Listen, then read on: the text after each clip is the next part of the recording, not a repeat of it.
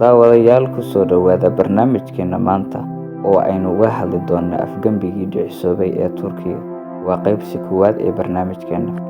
Habeennimadii Sabtida soo galisay ee 15 Julaay 2016 xilli goorsheegtu ku beegan tahay 9:30 fiidnimo, dadka Turkiga iyo dadweynaha Muslimiinta ah ee dunida ay soo dhammaysteen maalin nasasho iyo cibaado, ayaa waxaa mar kaliya lagu naxay war degdeg ah oo ku soo dhacay telefishinka TNV ee dalka Turkiga.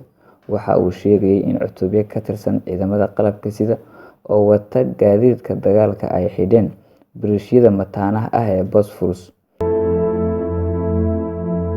oo isaga gudba Badda Madow iyo Badda Marmara, iskuna xidha magaalada Istanbul daanteeda ku taalla qaaradda Aasiya iyo daanta xadka Yurub ku jirta. Fahmi waagii warkan iyo su'aalo daqiiqado yar jawaab loola ah kadib, waxaa soo dhacay warkii mid ka amakaag batay. Warbaahinta dhan ayaa soo tabinaysa in diyaaradaha qumaatiga u kaca ee ciidamada ay dul heehaabayaan xarunta sirdoonka qaranka, dhismaha taliska guud ee ciidamada qalabka sida. Haddana waa war kale oo leh ciidamo ka tirsan militariga oo aan la garanayn ujeedadooda ayaa taliyihii guud ee ciidamada qalabka sida Generaal Hulusi Akar ka kaxaystay xafiiska xarunta taliska guud ee ciidamada. Ilaa imika lama oga halka ay geeyeen generaalka. Xaaladda runta uu ku sugan yahay geeri iyo nololba. Waxaa su'aal la gashay ma nool yahay mise waa la dilay. Waa war kale oo leh diyaarad kuwa qumaatiga u kaca ee ciidamada cirka Turkiga ayaa bambaano ku tuuray qasriga madaxtooyada. Warar ilbiriqsiyo gudahooda iska soo daba dhacay, mid kasta kii hore ka yaab badan yahay, ayaa dhawabarjeeyay muwaadiniintii iyo guud ahaanba dadkii dunida daafaheeda warbaahinta kala socday habeenkan.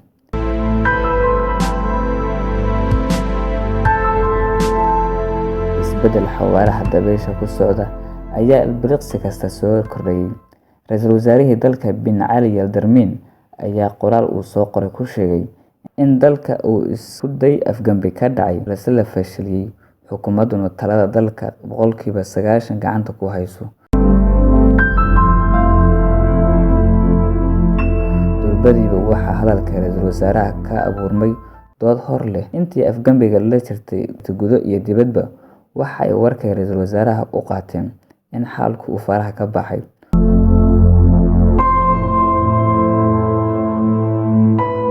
Waxay su'aashu noqotay haddiiba xukuumaddu sida uu ra'iisul wasaaruhu sheegayo awooddii dalka hayso, maxaa isaga u diiday inuu toos uga hadlo oo ay kaliftay qoraalka. Intii niyadda ka jeclayd in waxa dhacaya ay riyo noqdaanna ay nafta ku samirsiisay in xalku gacanta ugu jiro xukuumadda.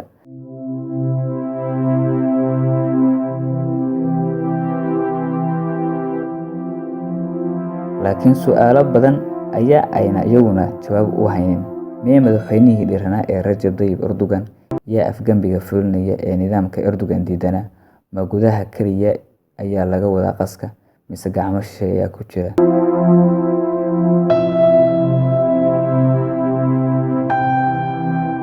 Ma u dhan yihiin ciidamadu xisbiyadii siyaasadda ee ka soo horjeeday Erdogan? Go'aan noocee ah ayay ka qaadan doonaan afgembigan? Waxa aana muran ka jirin in boqolkiiba 10 xaaladda dalka ee ra'iisul wasaare Yildirim qeexay in faraha xukuumadda ay ka maqan tahay ay soo celintooda sababi doonto duruufo siyaasadeed iyo mid dhaqaale aan la saadaalin karin.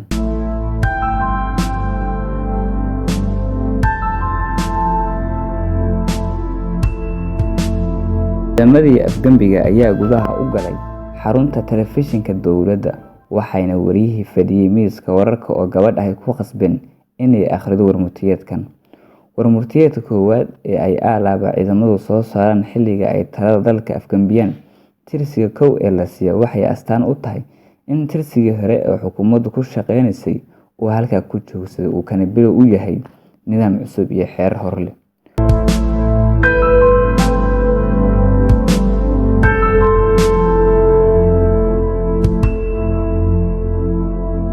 Wariyaha ayaa loo dhigay warmurtiyeedkan oo marka la eego sida uu nidaamsanaa iyo tayadiisa laga garanayo inuu hore u diyaarsanaa. Waxa uuna u qornaa sidan: ciidamada qalabka sida ee dalka Turkiga oo ah curiyaha aasaaska u ah jamhuuriyadda isla markaana haya ammaanadii hogaamiyihii weynaa ee Ataturk. Iyagoo ka duulaya halku-dhigooda dalka oo nabad ah iyo dunidu nabada, waxay soo saareen warmurtiyeedkan. Laga bilaabo 3 galabnimo ee bishan Juulaay, waxay ciidamadu la wareegeen taladii dalka si ay u dhisaan xidhiidh iyo iskaashi sidii hadda jirtay ka xoog badan oo uu dalku la yeelanayo ururada iyo beesha caalamka.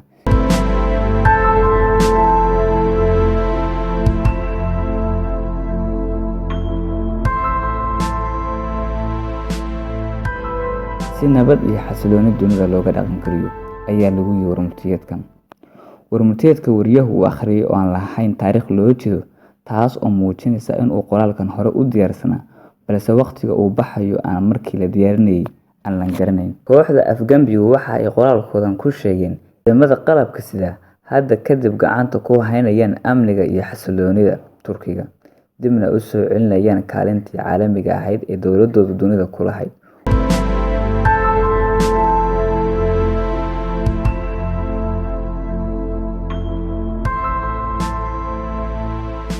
Waxay damaanad qaadeen inay dib u soo celinayaan dowladii Caalmaaniga ee dimuqraadiga ahayd, kuna dhisnay awoodda shacabka iyo qaanuunka. Warmurtiyeedka koowaad ee telefishinka laga akhriyay waxa ay ciidamadu ku sheegeen in hadda laga bilaabo lagu dhawaaqay xaalad degdeg ah oo dalka oo dhan laga dhaqan gelinayo. Isla daqiiqadan laga bilaabo waxaa lagu dhawaaqayaa xaalad degdeg ah oo dalka daafihiisa oo dhan laga dhaqan gelinayo.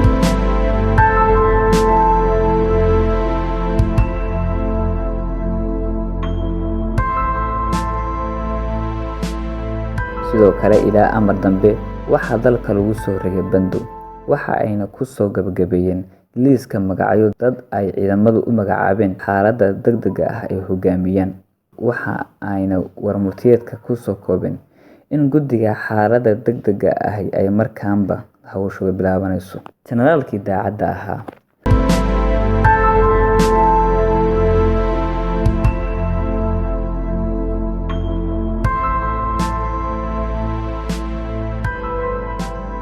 madaxweynaha dalku maalintan wuxuu fasax nasasho ku joogay xeebta bariga fog ee dalka Turkiga. Generaal Dündar oo ahaa ciidamada koowaad ee dalka Turkiga ayaa loo tiirinayaa inuu ahaa ninkii tiirka koowaad u siibay kooxdii Afgambiga waday.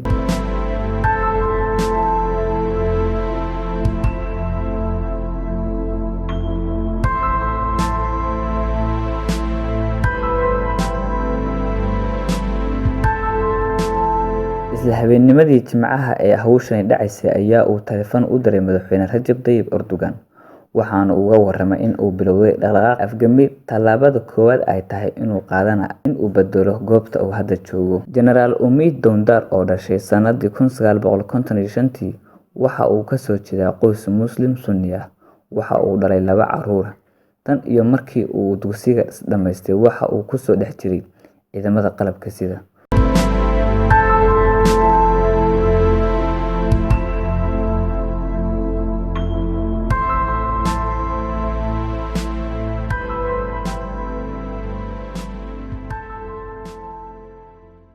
Waa injineer military oo kulliyadda dagaalka ee Turkiga ka qalin jebiyay sanadii 1975. Mar kale uu kulliyaddan waxbarasho ugu noqdayna waxa uu ka qalin jebiyay sanadii 1985. Waxa uu hore u soo noqday taliyaha qaybta farsamada iyo kabista ee taliska guud iyo madaxa logistikada ee ciidamada kaariyaasha. Waxa uu u wareegay ciidamada bariga oo uu noqday xogayaha guud ee ciidamada, kadibna xubin ka tirsan hay'adda sare ee qorsheynta iyo istiraatiijiyadda ee ciidamada qalabka sida.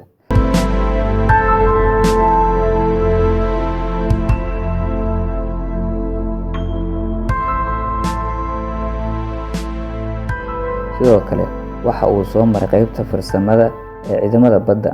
Mar dambe waxaa loo bedelay xogayaha difaaca safaaradda dalkiisu ku lahaa magaalada London. Generaal Dündar waxa uu soo noqday xubin ka tirsan guddiga qorsheynta iyo maamulka howlgallada hubeysan.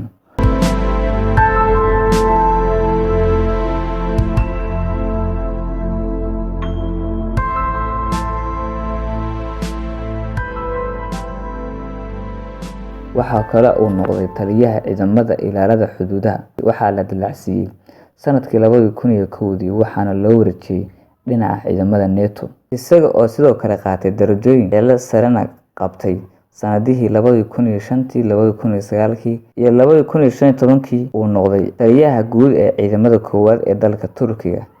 Xilkaas uu hayay ilaa Jimcihii Afgembiga, markii si ku meel gaar ah loogu magacaabay taliyaha guud ee ciidamada qalabka sida.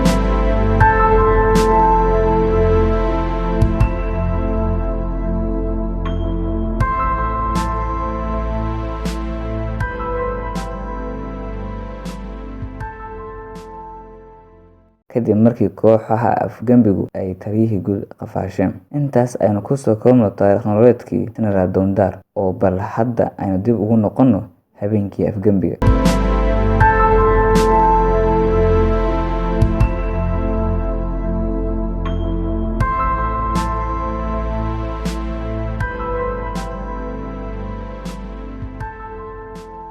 Daawadayaal, intaa ha inoo joogto qaybteena.